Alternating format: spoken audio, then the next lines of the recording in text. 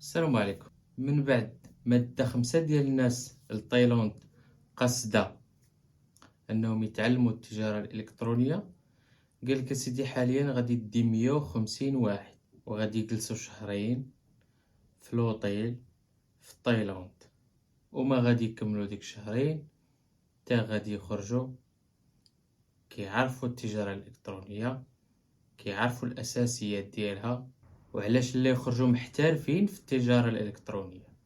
مزيانة، قضية مليحة مبرعة كاع.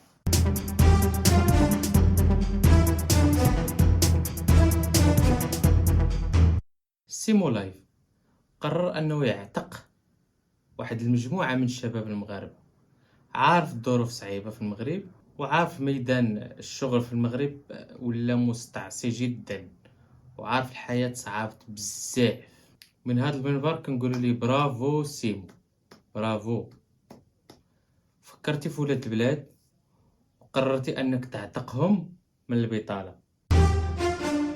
هادشي اللي اعتقدنا كاملين وأنا واحد منهم، وهكا شفنا هاد البادرة هادي اللي دار سيمولاي.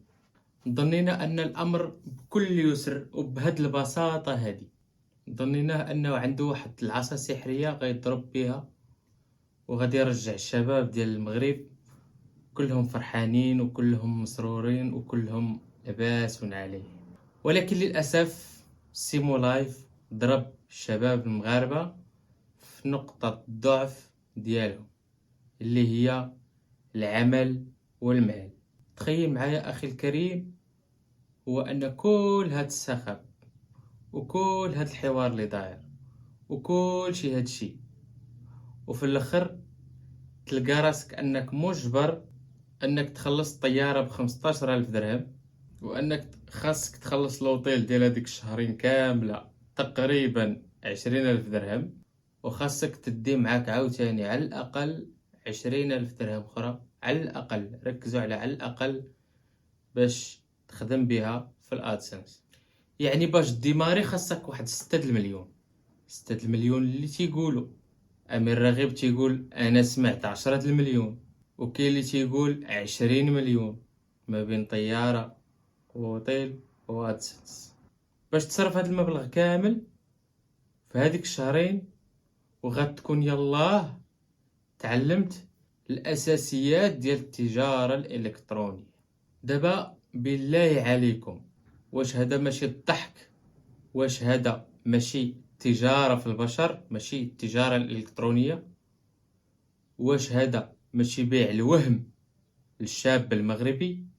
باغي اخويا دير الاشهار لهذاك لوطيل في تايلاند، الله يسهل عليك، ديالك ولا ديال صاحبك ولا شغلك هذاك. ولكن علاش كطمع صاحبي في الشباب ديال المغرب؟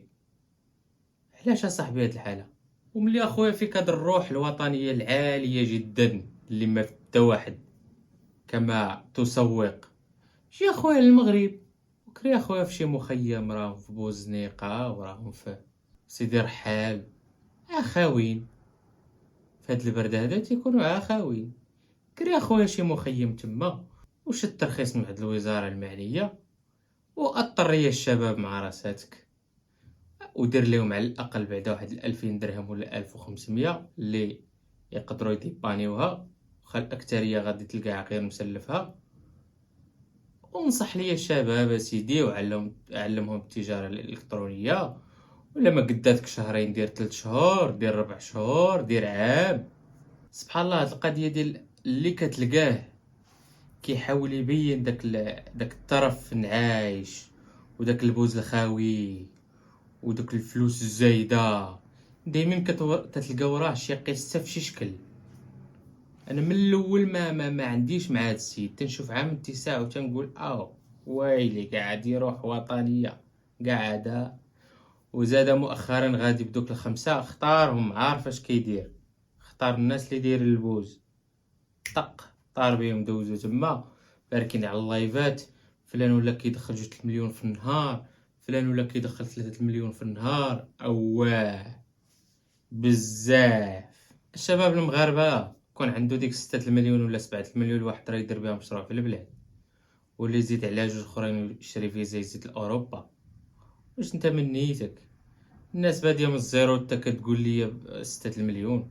خلاصة القول، رسالة للشاب المغربي: عرف راسك اش كدير، وكاع داكشي اللي كتشوف في السوشيال ميديا ماشي كله صحيح، وديك الاوهام اللي كتباع لك راه ما صحيحاش.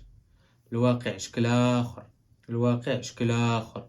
ديك اللعبة ديال تايلاند، الشركة ديالي المليار كذا، انا ساهمت بكذا، وياك الثق. من ديما ولا من شحال هذا كنشوفوا امير رغيب كيعلق على هاد اللقطات هادو، ها من الفاهم يفهم. وتنقول كيفاش زعما هاد القضيه ديال واحد الوقت راه كانوا صحاب وكذا، ولكن مع الوقت كتفهم، مع الوقت كتفهم وكتعرف شكون اللي كيهضر في المصلحه ديال سميتو، شكون اللي باغي ينصب على عباد الله. للاسف بيع الوهم. للاسف هذه ماشي تجاره الكترونيه، هذه التجاره في البشر. واش انت جايب الناس من الزيرو وكتقول لهم بداو ب6 المليون، وكاين اللي تيقول حتى ل20 مليون؟ واش من نيتك؟ خلاصة القول، الهضره بزاف، ما نطولش عليكم، وكنتمنى ان الميساج يوصل للناس المعنيين. عرفوا راسكم شنو كديروا. السوشيال ميديا بحر، ما تطيقوش كلشي. خلاصة القول، الله يهدي ما خلق.